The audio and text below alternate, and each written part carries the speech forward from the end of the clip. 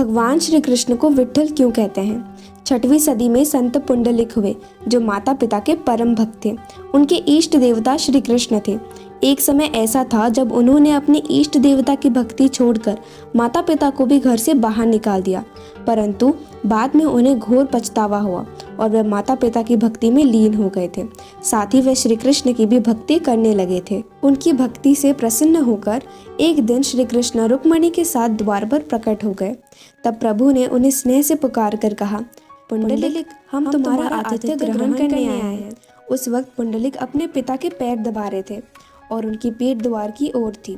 पुंडलिक ने कहा कि मेरे पिताजी शयन कर रहे हैं, इसलिए अभी मैं आपके स्वागत के लिए तैयार नहीं हूँ। प्रातः काल तक आपको प्रतीक्षा करनी होगी, इसलिए आप इस ईंट पर खड़े होकर प्रतीक्षा कीजिए।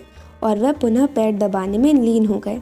भगवान ने अपनी भक्ति आज्ञा का पालन किया और कमर पर दोनों हाथ धरकर और पैरों को जोड़कर ईंटों पर खड़े हो गए।